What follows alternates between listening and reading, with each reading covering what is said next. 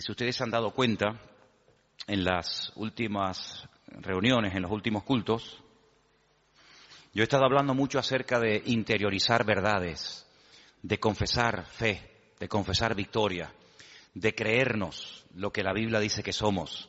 Hemos hablado de cómo el Señor nos llamó a tener paz, a vivir bajo la bendición de Dios, a tener la tranquilidad del Señor, de poder vivir en victoria, de no tener miedo de nada ni de nadie, etcétera, etcétera. Así que si ustedes repasan y escuchan los últimos cultos, hemos ido en esa línea de no tener miedo, de no tener preocupaciones de lo que va a pasar ni en el presente ni en el futuro, porque somos más que vencedores, porque el Señor está con nosotros, porque es nuestro pastor, porque nada nos faltará. Y hemos estado enfatizando estas verdades, Y yo espero que a estas alturas, pues ustedes se las crean, ¿sí o no? ¿Cuántos dicen amén? Amén, muy bien. Entonces, todo esto está muy bien. ¿A quién no le gusta tener paz? ¿A quién no le gusta tener la bendición de Dios? ¿A quién no le gusta vivir libre de temores y de ataduras? A todo el mundo le gusta, pero he dejado para esta reunión no por ser menos importante, sino todo lo contrario, porque generalmente suele quedar más fácilmente lo último que se oye que lo primero. He dejado para el final, para este día, para esta clase, este estudio, un requisito fundamental para que la bendición, la paz, la victoria, la libertad, etcétera, etcétera, sea una realidad en nuestra vida. Y tengo que ser honesto en esto.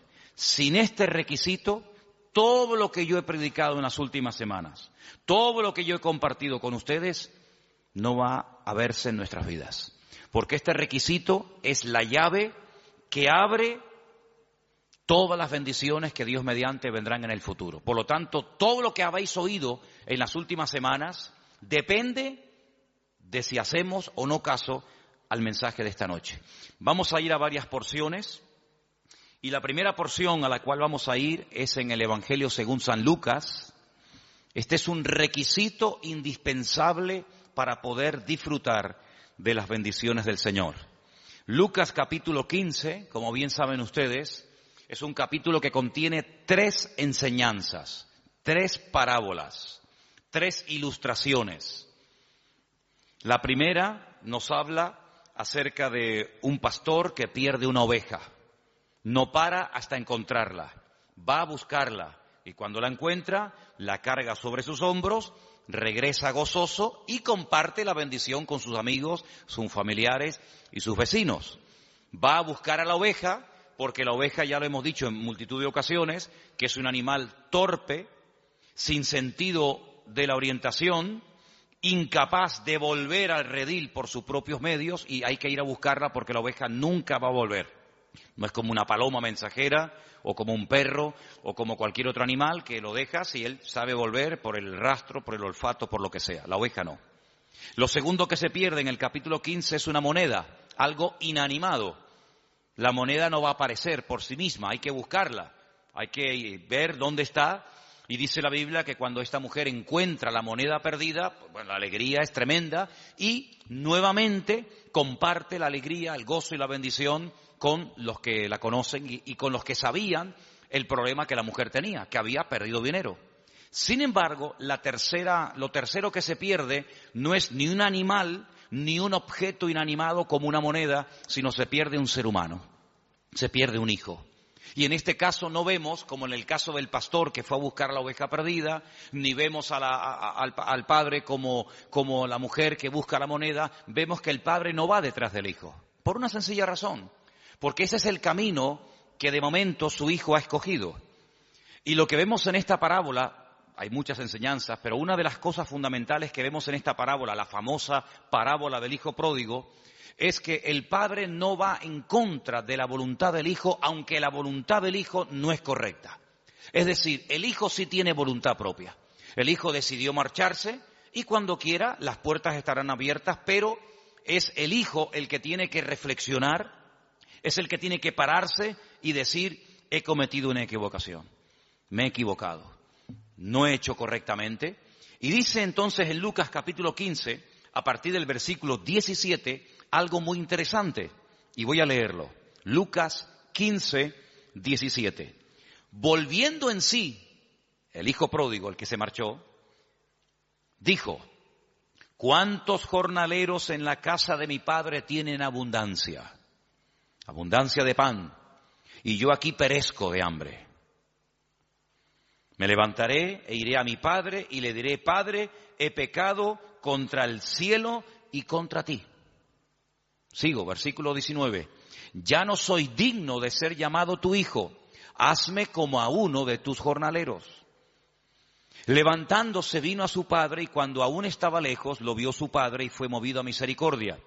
Y corrió y se echó sobre su cuello y le besó. Y el hijo le dijo: Padre, he pecado contra el cielo y contra ti. Ya no soy digno de ser llamado tu hijo. Pero el padre le dijo a sus siervos: escuchen, sacad el mejor vestido y vestidle. Poned un anillo en su mano, calzado en sus pies, y traed el becerro gordo y matadlo, y comamos y hagamos fiesta. Porque este es mi hijo, muerto era y ha revivido, y se había perdido y es hallado, y comenzaron a regocijarse. El elemento, el punto fundamental para recibir toda bendición de parte del Señor es el arrepentimiento. Eso es lo que cambia todo, el arrepentirse. Parece fácil, ¿no? Parece algo muy sencillo, pero a veces hay vidas que se les ha hablado, se les ha testificado, se les ha dicho de todas las formas habidas y por haber, pero no quieren arrepentirse. Y la palabra del Señor dice que el Señor es paciente y misericordioso con todos, esperando que todos, no unos cuantos, todos procedan al arrepentimiento. Dice que en los últimos tiempos algunos le dirán a los creyentes: hermano, pero el Señor tarda mucho en venir. Y la respuesta que tenemos que dar ante semejante pregunta es: no, el Señor no está tardando. Lo que pasa es que el Señor está esperando a que más gente procedan al arrepentimiento.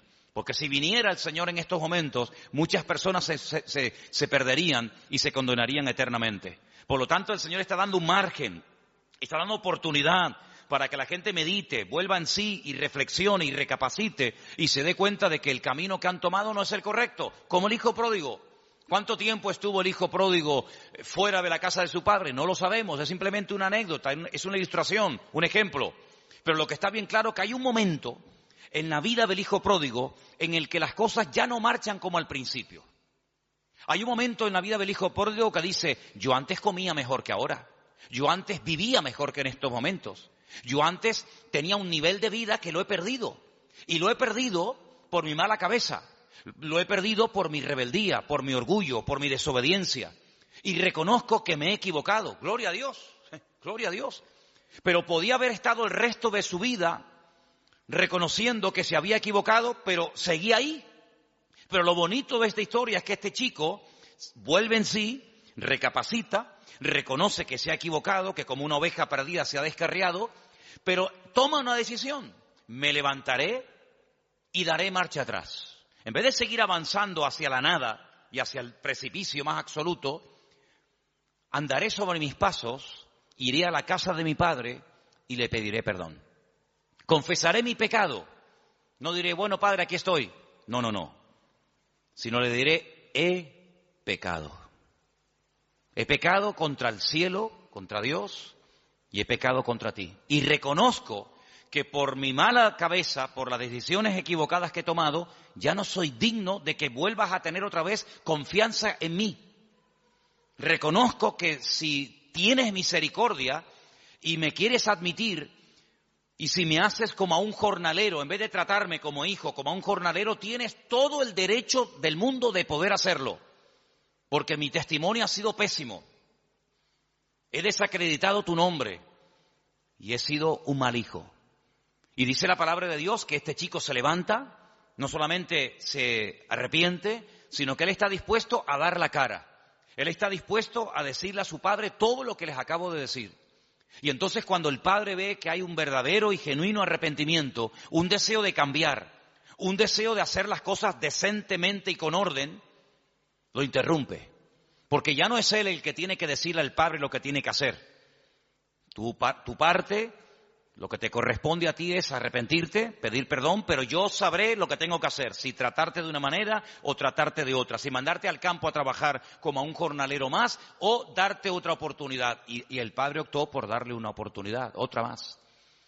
Le pone unas ropas nuevas, no saca lo peor, sino dice el mejor vestido. Lo mejor que haya en casa, vestir a mi hijo, porque él es la imagen de lo que yo soy, por lo tanto él tiene que dar una imagen digna.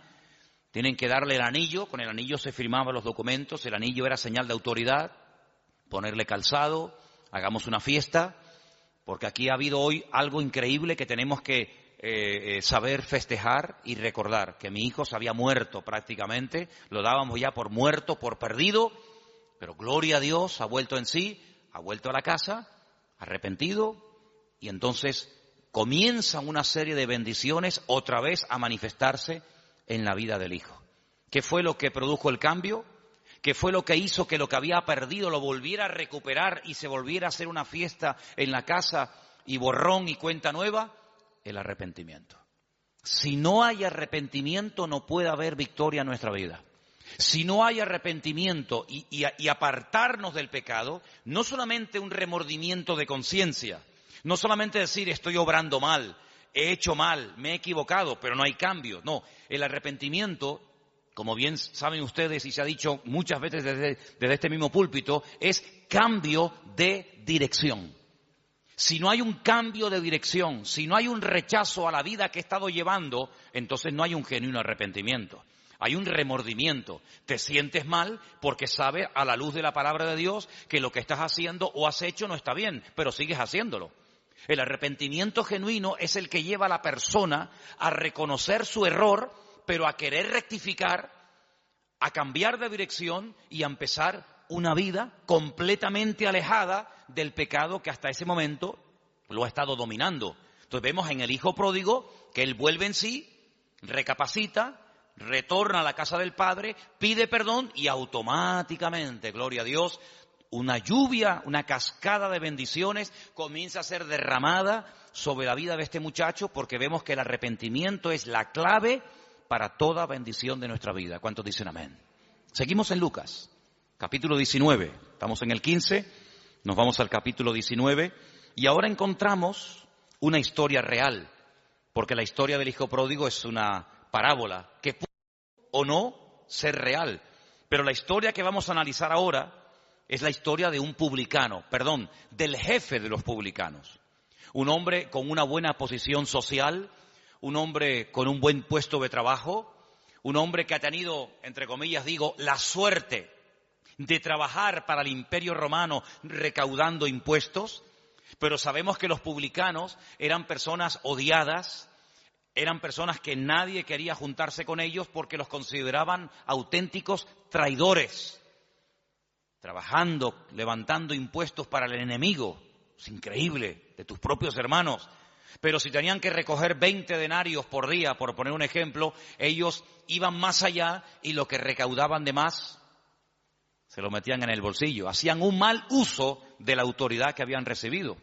Y hay un tal Zaqueo, capítulo 19 de Lucas, que es un hombre muy pequeño de estatura, se sube a lo alto de un árbol sicómoro, dice la Biblia, un árbol muy fácil de trepar, para ver cuándo el Señor pasa. Y para su sorpresa, versículo 5 dice, cuando Jesús llegó a aquel lugar, mirando hacia arriba, le vio y le dijo, Zaqueo, date prisa, desciende, porque hoy es necesario que pose yo en tu casa. La sorpresa de Zaqueo tuvo que ser mayúscula. La sorpresa de Zaqueo tuvo que ser inmensa, es decir, no solamente se para, me dirige la palabra, sino encima me da el honor de poder llevarlo a mi casa. Bueno, a raíz de esto, dice la Biblia en el versículo 7, comenzaron las murmuraciones. La gente decía, ¿cómo es posible que ha entrado a la casa de un hombre pecador?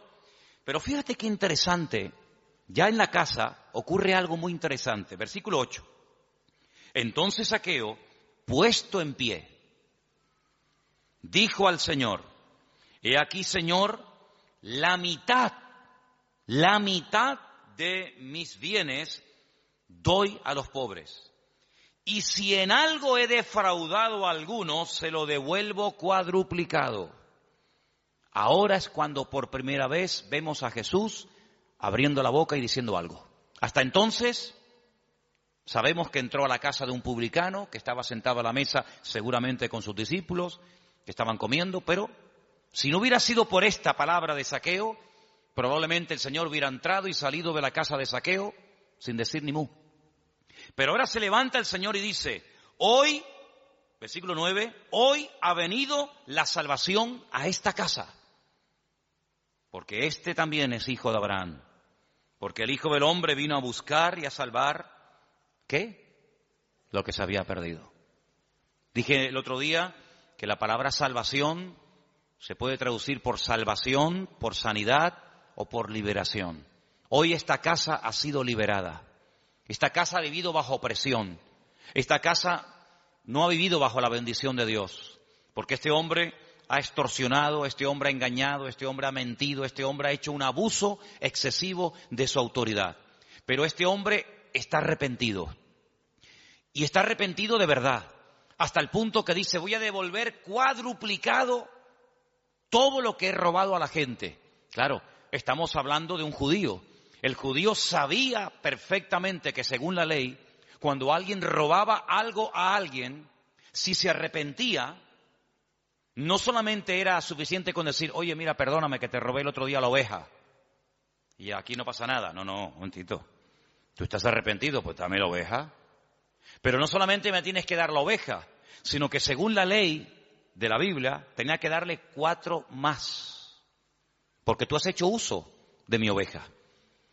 Tú has tomado la leche, seguramente los cabritos te los has quedado, tú has sacado un fruto, un beneficio de mi propiedad. Por lo tanto, si verdaderamente estás arrepentido, tienes que demostrarlo no solo diciéndolo, sino con las acciones. Porque una imagen vale más que 1000 palabras y porque por sus frutos los conoceréis. Entonces no es suficiente con que tú ahora te hagas el niño bueno y te levantes en medio de la comida para que todo el mundo te oiga y te digan, qué buen hombre, qué buena persona. Jesús, estoy arrepentido, soy un publicano, soy un sinvergüenza, soy un extorsionador, pero bueno, Señor lo sabe todo, gracias por venir a mi casa. No. Voy a estar dispuesto a sacrificarme, a desprenderme de lo que a mí me ha dominado durante tanto tiempo, que es el amor al dinero. Y entonces el Señor se levanta y dice, ahora sí, amigo, hoy ha venido la salvación, la liberación, la victoria a esta casa. Entonces vimos en la parábola del hijo pródigo cómo las bendiciones del Padre cayeron sobre la vida del hijo cuando el hijo se arrepiente. Vemos que la bendición cae sobre la vida de Zaqueo y sobre su hogar cuando Zaqueo se levanta y pide perdón y dice y admite que ha defraudado, que ha robado, pero está dispuesto a devolver cuadruplicado lo que ha robado. Pero hay más ejemplos en la Biblia. En el libro de los Hechos, el capítulo 2, precisamente yo leía hoy esta porción y me llamó muchísimo la atención. Hechos capítulo 2, a partir del verso 36, cuando es derramado de una forma sobrenatural el Espíritu de Dios sobre aquellos que estaban en aquel lugar, muchas personas se rodean la casa y Pedro se pone en pie y dice, amigos, hermanos, que nos habéis escuchado hace unos instantes hablar en diferentes idiomas y los habéis entendido porque ustedes saben perfectamente lo que hemos dicho, aunque nosotros no tenemos ni idea de lo que hemos dicho porque hemos hablado en otras lenguas, según el Espíritu nos da que hablase. Pues quiero decirles que nosotros primero no estamos borrachos. Esto no es efecto del alcohol, porque el alcohol no produce estos efectos. Si fuera así, hermanos, acéptenme esta broma, pues si yo quisiera hablar hebreo me emborracho y fíjate tú, hablo hebreo perfectamente y mañana quiero hablar griego y me tomo 5 cervezas y hablo griego y pasado quiero hablar con un alemán y me tomo una botella de whisky y hablo alemán. No, es que el alcohol no produce estos efectos. Todo lo contrario. Hasta el idioma que habla lo vas a hablar torpe y lo vas a hablar mal. Así que esto no es efecto del alcohol. Lo que aquí ha ocurrido, que ustedes acaban de oír y ver, esto es el cumplimiento de una palabra que estaba escrita nada más y nada menos que por Joel, por el profeta Joel, que dijo que en los postreros días el Señor derramaría de su Espíritu Santo sobre las personas. Y él da una explicación y da un mensaje extraordinario que te animo a que lo leas. Pero cuando llegamos al versículo 36 de este extraordinario mensaje, dice el apóstol Pedro, Hechos 2:36, sepa pues ciertísimamente toda la casa de Israel que a este Jesús, a quien vosotros crucificasteis, Dios le ha hecho Señor y Cristo. Le ha hecho la máxima autoridad y lo ha nombrado como el Mesías. Este al que ustedes mataron, este al que ustedes rechazaron y crucificaron, esa fue la reacción de los hombres. Pero la reacción de Dios es que Dios lo ha levantado y lo ha hecho Señor y lo ha hecho Cristo. Y dice en el versículo 37, al oír esto, es muy fuerte, se compungieron de corazón y le dijeron a Pedro y a los otros apóstoles, varones hermanos, ¿qué haremos? Hemos metido la pata, nos hemos equivocado, hemos matado al Mesías, hemos matado al enviado de Dios. ¿Hay remedio? Bueno, yo dije hace poco en un mensaje que el diablo es un experto en cerrarte puertas y en oprimirte y en agobiarte y en pintarte un panorama catastrófico donde no ves salidas, ni puertas, ni ventanas, ni respuestas, ni nada. Pero nuestro Dios es un experto, aleluya, en mostrarnos la realidad, pero en darnos respuestas, en darnos salidas y en darnos soluciones. Cuando ellos dicen, bueno, ¿y ahora qué hacemos?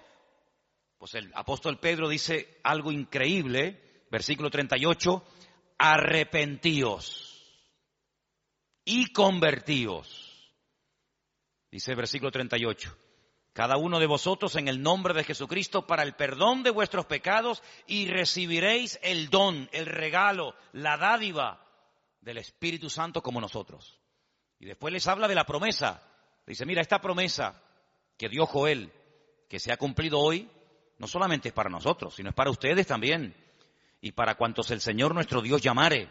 Y entonces dice que ese día se arrepintieron, se convirtieron, cambiaron de vida, se bautizan y automáticamente entran a formar parte de la iglesia, del cuerpo de Cristo, de la iglesia del Señor. Es decir, estamos viendo ejemplos de cómo las bendiciones del Padre se derraman sobre el Hijo pródigo cuando éste se arrepiente. Estamos viendo cómo la bendición llegó al hogar de Zaqueo cuando éste se arrepiente y está dispuesto a cambiar. Y estamos viendo ahora una enorme multitud de personas dolidas, compungidas, diciendo, madre mía, la que hemos liado, ¿ahora qué hacemos?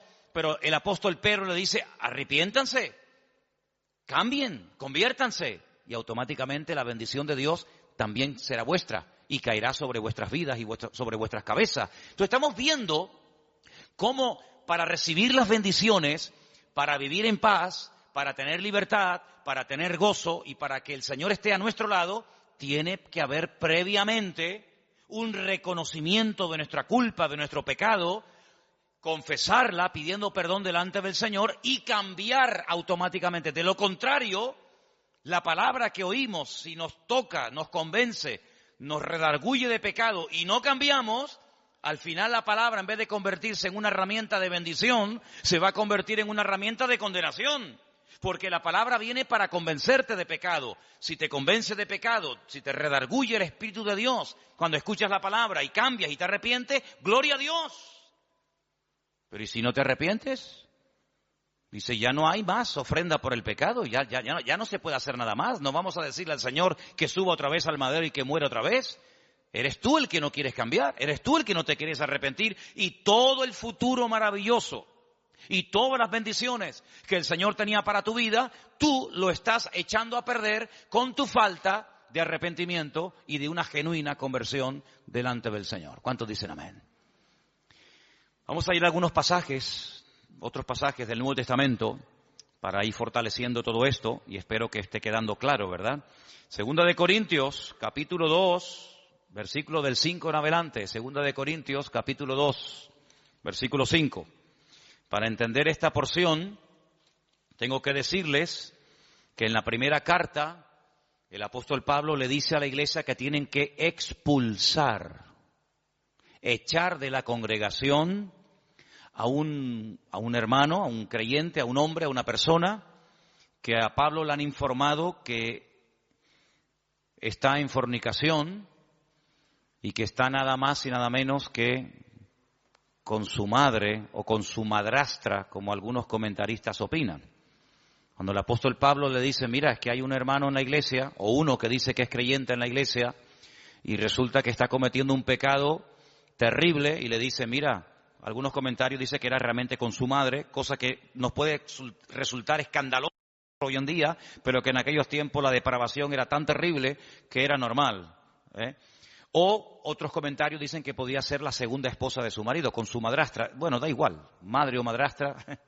El apóstol Pablo dice, bajo ningún concepto voy a permitir que en esa congregación que ha costado tanto sacrificio levantar, se produzca semejante mal testimonio. Y el apóstol Pablo dice algo tremendo, dice, eso que ese hombre está haciendo yendo a la iglesia, no lo hacen ni los inconversos. Ese pecado es tan terrible, tan vergonzoso, que ni los gentiles hacen eso que este hombre está haciendo. Por lo tanto, dice, juntaos, y yo en espíritu me junto con vosotros, y expulsad a este personaje de la iglesia, entregárselo a Satanás, para que el diablo lo sacuda, para que se dé cuenta de la barbaridad que está haciendo, que está causando un pésimo testimonio dentro de la congregación, y bueno, que el Señor tome medidas. Se ve que lo expulsaron y este hombre recapacitó.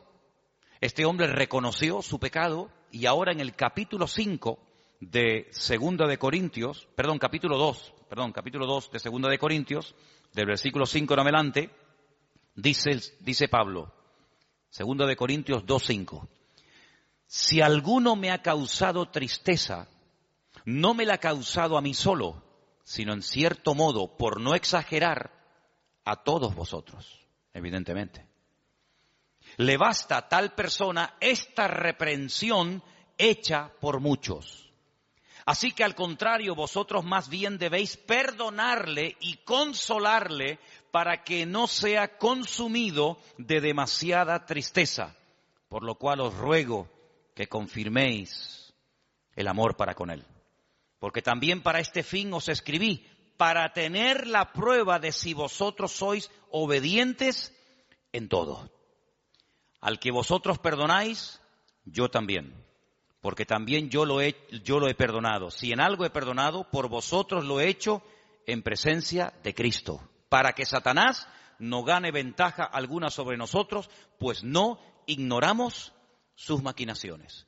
Si lo que él dice que se haga en Primera de Corintios, que es expulsar a este hombre de la congregación, en la segunda carta que le escribe a la iglesia de Corinto dice, ahora este hombre ha pedido perdón, este hombre ha reconocido su pecado y ahora lo que tenemos que hacer es perdonarlo, consolarlo, volver a admitirlo en el seno de la iglesia y si ustedes lo admiten, yo también. Si ustedes lo perdonan, yo también lo perdono. Y hacerlo pronto, para que no le consuma la tristeza. Cuando una persona es reprendida, exhortada, puesta temporalmente en disciplina, esa disciplina tiene que surtir un efecto. Tiene que haber un cambio en esa persona. La disciplina no es punitiva, es decir, la disciplina no es para machacarte como la justicia del mundo. Cometes un delito y te meto en la cárcel. Me da igual si estás casado, si lloras, si coges una depresión, si comes bien, si comes mal, si tienes frío, si tienes hambre. A la justicia le da exactamente igual. El que la hace, la paga. Pum, al talego, fuera, se acabó. Sin embargo, la justicia de Dios no es punitiva, es con el objetivo, se aplica con el objetivo de restaurar. Se aplica con el objetivo de que la persona abra los ojos y se dé cuenta de que por ahí vas mal, amigo, de que esa no es la voluntad de Dios, que Dios nos ha llamado a vivir en santidad y que cuando un miembro del cuerpo causa un mal testimonio, en cierto sentido, toda la iglesia está causando un mal testimonio, porque juzgan y sacan conclusiones equivocadas por la culpa de uno. Entonces el apóstol Pablo, viendo que la iglesia ha hecho lo que le dijo Pablo que hiciera y viendo que este hombre se ha arrepentido, dice, volver a admitirlo. Pero ¿qué fue lo que hizo que Pablo y la iglesia lo volvieran a admitir y le volvieran otra vez a brindar el amor y el apoyo y la cobertura de la iglesia? El arrepentimiento. Porque el arrepentimiento, vengo diciendo en las porciones que estamos leyendo esta tarde, que es lo que produce el cambio. El arrepentimiento es lo que abre o cierra la bendición de Dios. Una persona no arrepentida, una persona que no quiere cambiar, una persona que no quiere dejar el pecado, Juan va mucho más allá y dice, probablemente no ha conocido nunca a Dios. Porque el que practica asiduamente el pecado y no siente remordimiento, sino que sigue y sigue y sigue, y le hablan y le dicen y escucha, y dice una persona reiterativa y que sigue pecando y pecando y pecando, el apóstol Juan dice, probablemente nunca ha conocido a Dios, porque el que ha conocido a Dios no practica el pecado. Una cosa es que no pequemos. ¿Quién no peca, hermanos? Pero otra cosa es practicar el pecado. Es decir, dice la Biblia que cuando conocimos al Señor, todos y cada uno de nosotros, en nuestra vida se manifestaban las características de los pecadores. ¿Cuál era? Pecar.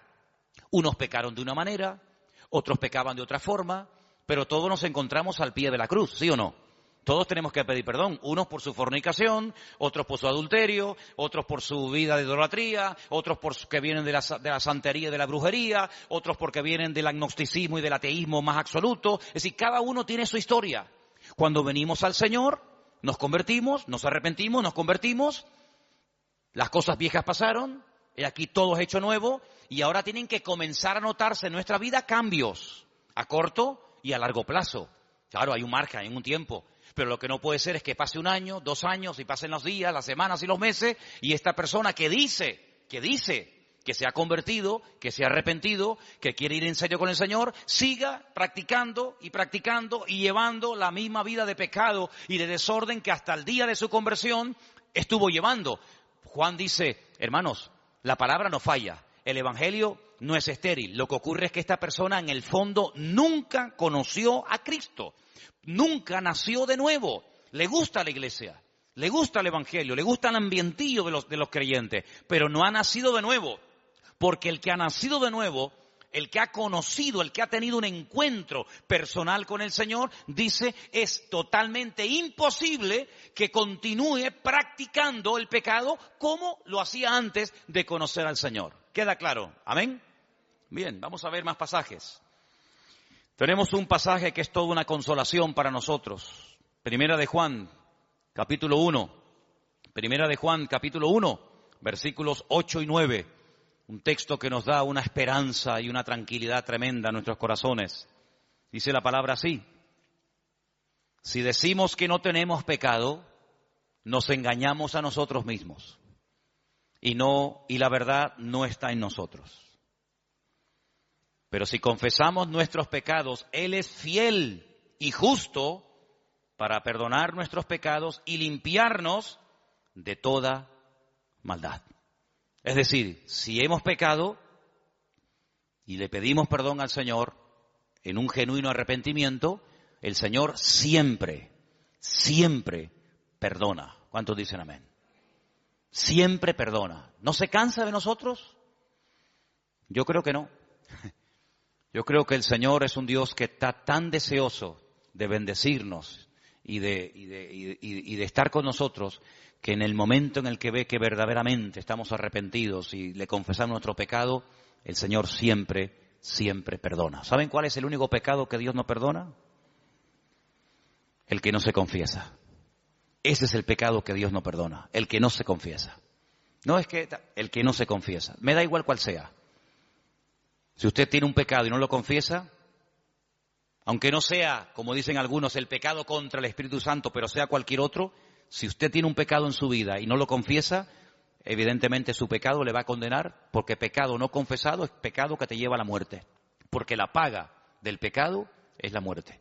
¿Cuál es el pecado que Dios perdona? Aquel que se confiesa en un genuino arrepentimiento, invocando el perdón y la sangre de Cristo, y Él es fiel y justo para limpiarnos de toda maldad. ¿Cuántos dicen amén? Seguimos en Juan, capítulo 2, verso 1. Hijitos míos, estas cosas os escribo para que no pequéis. Ese es el objetivo, que no pequemos. Pero si alguno hubiere pecado, abogado tenemos para con el Padre. ¿A quién? A Jesucristo. Esa palabra abogado es la misma palabra que aparece en Juan cuando dice consolador, paracleto. Tenemos un abogado delante del Padre que es Jesucristo el justo. Él es la propiciación. Una palabra un poco rara, ¿no? Él es nuestro sustituto, el que ocupó nuestro lugar. Eso es lo que es propiciación. Él es el sustituto, Él es la propiciación por nuestros pecados. Y no solamente por los nuestros, sino por los de todo el mundo. En esto sabemos que nosotros le conocemos, si guardamos sus mandamientos. Hay alguien que pueda decir, yo le conozco, yo sé, yo he tenido un encuentro con el Señor y no guarda sus mandamientos, es decir, su palabra, esa persona es mentirosa. Miente. Y la verdad no está en él. Pero el que guarda su palabra, en este verdaderamente el amor de Dios se ha perfeccionado, por eso sabemos que estamos en él. Nuestros deseos cambian. Estaba leyendo estos días y a lo mejor, no sé, a lo mejor probablemente el domingo comparta algo de esto. Hay un versículo en el libro de Ezequiel, capítulo 36, donde en el mismo versículo lo que me llamó la atención cuando lo leía es que aparecen como 3 tipos de corazones. La palabra corazón en el mismo versículo aparece 3 veces. Dice, yo les daré un corazón nuevo. Yo quitaré el corazón de piedra de vosotros y os daré un corazón de carne. En el mismo versículo, corazón nuevo, corazón de piedra y corazón de carne. Estoy preparando algo, no sé, a lo mejor lo comparto el domingo, no sé, ya se darán cuenta si lo hice así o no. Pero lo que está bien claro es que el Señor, cuando viene a nuestra vida, nos cambia nuestros sentimientos, nuestros impulsos, nuestras emociones. Y en eso se conoce que una persona verdaderamente ha nacido de nuevo. No es que no pueda ser tentado, sino que no lleva una vida de desorden como la ha estado llevando hasta que llegó el punto en su vida de conocer al Señor, se ha arrepentido, ha reconocido que eso no le agrada a Dios, y no es que se arrepiente por miedo al infierno, no. No es que se arrepiente por miedo al castigo eterno, no, sino que se arrepiente porque conoce y ama a Dios y no quiere ofenderle. Eso es una cosa muy diferente. No es que el niño se porta bien porque si se porta mal no le dejo jugar con la bicicleta. Entonces, como quiere jugar con la bicicleta, él se porta bien, pero si fuera por él se portaría mal. Pero como quiere jugar con la bicicleta, entonces se porta bien. Pero el verdadero Hijo de Dios no deja de pecar por miedo al castigo, sino el verdadero nacido de nuevo deja de pecar porque ama tanto a Dios que no quiere ofenderle, ni quiere hacer nada que no haría el Señor y que ofendería la santidad y la grandeza del Señor. ¿Cuántos dicen amén? Ahora, puede ser que como creyentes se peque, claro, ¿cómo no? Somos seres humanos y dice la Biblia que el espíritu está pronto y la carne es débil. ¿Qué ocurre entonces? Santiago, la carta a Santiago, hay un texto muy bonito en el capítulo 5, casi al final de la carta de Santiago, en el capítulo 5, 19 y 20. Escucha bien porque es un versículo muy interesante y espero que captes el espíritu de la letra. No solamente la letra, sino el espíritu de la letra. Santiago 5, versículos 19 y 20 dice, hermanos, no llamamos hermano a todo el mundo. Usted va por la calle y cuando entra, por ejemplo, en una cafetería a tomar un cortado dice, buenos días hermanos, Señor les bendiga a todos. Los de la barra te miran así diciendo, ¿de dónde ha salido este? No entras a la universidad por la mañana y dice, buenos días hermanos, ¿qué tal? Señor les bendiga, hermanos. La gente dice, yo no soy tu hermano. ¿A quién le llamamos hermanos? Aquí, a nosotros. ¿Qué tal, hermano? ¿Cómo estás? Hola, hermanita. A mí me viene de maravilla eso de hermano y hermana. Cuando me quedo trabado y no me sale el nombre, digo, hola, hermana, ¿qué tal? Y quedo bien, encima quedo hasta educado, ¿no? Así que cuando Santiago dice hermanos, ¿a quién le está hablando? ¿A los inconversos? No, le está hablando a los hermanos. Y hermano en Cristo nuestro es todo aquel que tiene a Cristo en su corazón como tú y yo lo tenemos, ¿sí o no? Eso está claro, ¿no? Muy bien, sigo entonces. Hermanos, si alguno de entre vosotros se ha extraviado de la verdad y le hace volver, sepa que el que haga volver al hermano, ¿nadie dice nada? Corríjame porque leí mal a propósito y nadie me dijo nada. Yo sé que ustedes me quieren mucho, pero no me permitan que lea mal la Biblia. El versículo no dice, sepa que el que haga volver al hermano, no dice eso, hermano. Dice, el que haga volver al pecador del error de su camino, salvará de muerte un alma y cubrirá multitud de pecados. Es decir, que existe la posibilidad de que después de haber conocido al Señor, de formar parte del cuerpo de Cristo, de ser hermanos y hermanas, pequemos y nos desviemos de la verdad. ¿Sí o no? Entonces, ¿qué hacemos? Bueno, pues entonces lo que hay que hacer es volver al camino. ¿Y cómo se vuelve al camino? Arrepintiéndose. Señor, he pecado contra el cielo, he pecado contra tu palabra, te pido perdón, lo siento, Señor. No quiero volver a cometer este pecado. ¿Y el Señor qué hace? Perdona y olvida. ¿Por qué? Porque es fiel y justo para perdonar todo pecado que verdaderamente le pedimos perdón en genuino arrepentimiento delante del Señor. Entonces, el denominador común, el hilo conductor de lo que estoy hablando en esta noche, todo se ciñe a una sola palabra: arrepentimiento, arrepentimiento, arrepentimiento. Pero cuidado, hay creyentes que piensan que el tema del arrepentimiento es para los de la calle, para, como decimos a veces hasta despectivamente, ¿no? Que Dios nos perdone, para los del mundo, que se arrepientan de esa idolatría, que se arrepientan de sus pecados. Sí, no, está claro que se tienen que arrepentir, los pecadores se tienen que arrepentir, pero hermano, los cristianos también tenemos que vivir una vida de arrepentimiento cada día. O nosotros ya no pecamos. El que no practiquemos un pecado no significa que de vez en cuando no cometamos algún pecado. Porque dice la Biblia que el que no peca es varón perfecto, capaz de refrenar todo su cuerpo. Podemos pecar de muchas formas, tal vez no tan brutales, tal vez no tan exageradas como cuando no le conocíamos a Él, pero en definitiva se puede pecar. Pero gloria a Dios, que Dios es fiel y justo para perdonar siempre, siempre, cuando hay un genuino arrepentimiento en nuestras vidas y en nuestros corazones. ¿Cuántos dicen amén? Qué alivio, ¿no? Gloria a Dios. Bueno, tengo un versículo más. Vamos a Job, libro de Job, y con este texto terminamos. Libro de Job, capítulo 11. Y son versículos que a usted le van a resultar muy, pero que muy, muy conocidos, porque la mayoría se lo saben todos ustedes de memoria. ¿Sí o no? ¿Se lo saben de memoria? Dice Job capítulo 11, versículo 13. ¿Lo leemos juntos? Me gustaría que lo leyéramos juntos. Job 11, del 13 en adelante. Cuando lo tengan, dígame, ya lo tengo. Lo tienes, ¿no?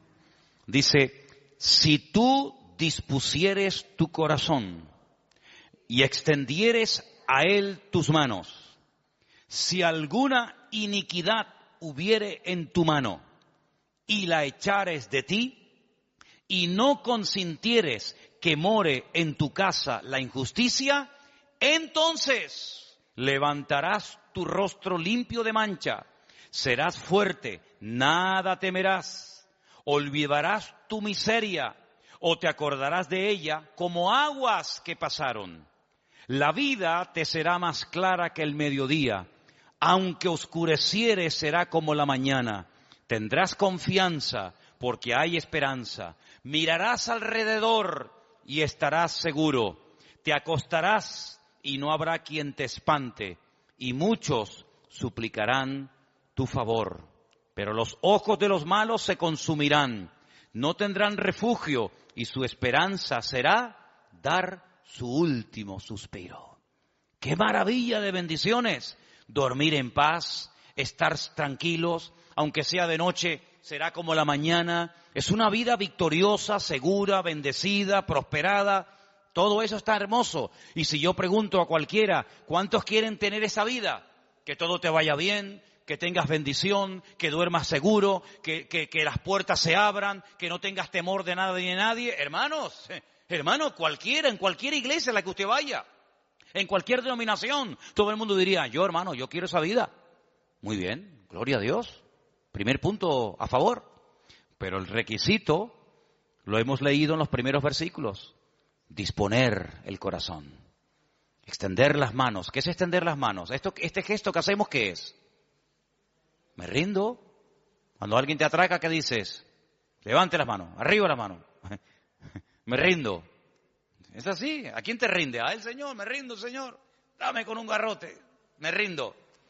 Tienes que rendirte. Segundo, si alguna iniquidad, si algún pecado hubiere en tu mano, bajo tu control, que tú dominas, la mano es sinónimo de control, de autoridad, pues si la echas de ti y no permites que more en tu casa la injusticia, entonces todo lo bonito que nos gusta tener vendrá, como dice el Señor, por añadidura. Pero el requisito, ¿cuál es?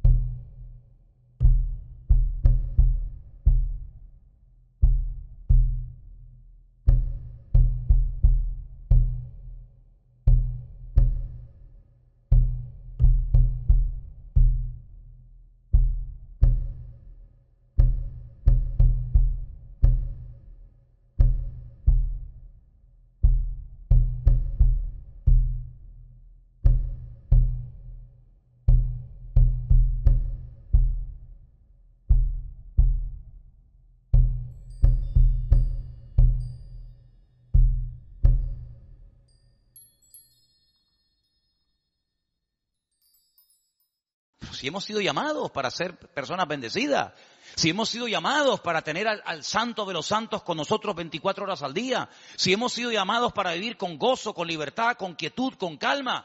Dice, en el mundo tendréis aflicción, pero confiad, yo he vencido al mundo. Pero bueno, ¿y entonces por qué a veces no hay esa paz, no hay esa bendición? Bueno, pues porque a veces pecamos, pero cuidado, y quiero dejar bien claro esto, porque a veces nosotros podemos llegar a presumir o a sentir una falsa seguridad porque decimos, pero si yo no estoy pecando. No estoy pecando porque, mira, no hago ni esto, no hago aquello, no hago tal, no hago cual, no sé qué. Y metemos el pecado en una parcela donde decimos, no estoy pecando porque no cometo adulterio, porque no fornico, porque no robo, porque ya no me postro ante imágenes, porque no hago. Y entonces yo me creo que como cristiano, como ya dejé de hacer, como ya no hago ciertas y determinadas burradas o barbaridades que hacía, pues ya no estoy pecando. Momento. Dale la vuelta a la moneda. La otra cara de la moneda dice,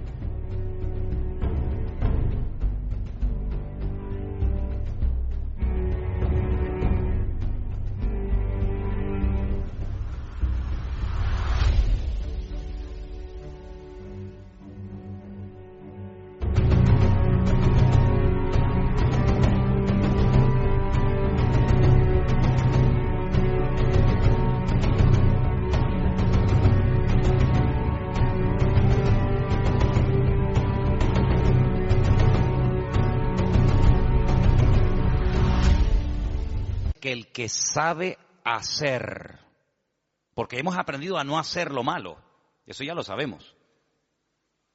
¿O tendremos otra vez que repetir lo que está mal? No.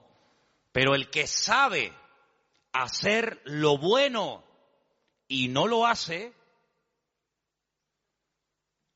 pues dice la Biblia que también está pecando. Es decir, una cosa es pecar por acción, que ya no es nuestro caso, pero en nuestro caso es muy peligroso el estar pecando por omisión. Saber que tengo que hacer algo y no lo estoy haciendo. Puedo decir, Señor, mira, yo no estoy adorando imágenes. Me faltaría más, que a estas alturas todavía estemos con este rollo. Pero es que de eso no tienes que presumir. Porque tú sabes, porque mi espíritu mora en ti, que la idolatría, la brujería, la hechicería, etcétera, todo eso es pecado. Pero mi pregunta es, ¿tu vida en qué se ha convertido? ¿En una vida de estancamiento, en una vida de no peco, no hago nada, vivo como en una burbuja herméticamente? ¿O mi vida es una vida activa donde sé que tengo la obligación de hacer ciertas y determinadas cosas y las estoy haciendo? Porque también se puede pecar de esa manera. Claro, los inconversos no pecan de esa manera. Los inconversos directamente pecan por acción. Pero el creyente muchas veces peca por omisión. Y es un área de la vida en la que de vez en cuando, como dice Pablo, examinaos, probaos a vosotros mismos. A veces estáis haciendo las cosas decentemente y con orden. No haciendo lo malo, porque eso ya está más que superado, porque eso forma parte del pasado, sino si ahora estáis cumpliendo con tu ministerio, aportando tu don, aportando tu habilidad al cuerpo de Cristo, si estás dando fruto, porque la Biblia dice que el que no da fruto se le corta, pero el que da fruto se le sigue podando, se le sigue tratando para que dé aún más fruto. Luego nuestro nivel de poder pecar ahora ya no está en el nivel inferior del pecado de acción, porque eso lo tenemos claro, sino que ahora podemos estar en un nivel muy sutil donde decimos, no estoy pecando de acción, pero cuidado, podemos estar pecando de omisión. Por lo tanto, el arrepentimiento, hermano, el arrepentirnos cada día es fundamental para que la bendición de Dios no se vaya de nuestra vida, sino que podamos ser un pueblo bendecido, usado y prosperado por la mano del Señor. ¿Cuántos dicen amén? Así que vamos a orar en esta tarde, ¿les parece? Tomen nota de este mensaje. Recuerden que el arrepentimiento es la clave. Que el pecado corta la comunión con Dios, le da lugar al diablo y se pierden las bendiciones del Señor. Pero el arrepentimiento hace que la mano del Señor esté sobre nuestra vida. El arrepentimiento marca la diferencia. Y si en este día hemos cometido algún pecado de acción o de omisión, pienso que ahora es el momento ideal para pedirle perdón al Señor y decirle, Señor, perdóname por lo que hice o por lo que tenía que haber hecho y no hice. Perdónanos, Señor, por los pecados que cometemos por acción o por omisión. Tú eres fiel y justo para perdonarnos de todo pecado. Dice tu palabra, es la Biblia, es la palabra de Dios, la creemos.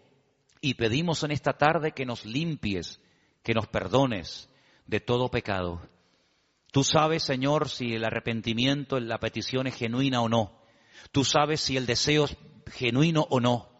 Por eso yo te pido, Señor, que en esta tarde esa paz que sobrepasa todo entendimiento humano sea la confirmación de ese perdón en nuestra vida, porque la sangre de Jesucristo nos limpia de todo pecado. Invocamos esta tarde esa sangre preciosa, invocamos esta tarde ese perdón del cielo y pedimos que tu pueblo aquí presente sea un pueblo que esté bajo la cobertura de tu mano poderosa. Y todos los hermanos y hermanas que verán, Dios mediante este mensaje, te pedimos también por ellos, para que vivamos una vida de proximidad, de arrepentimiento genuino cada día a la presencia de nuestro Dios. Guárdanos del maligno, apártalo de nuestro camino, para que podamos siempre estar atentos y no darle lugar al enemigo. Gracias porque tú siempre perdonas y te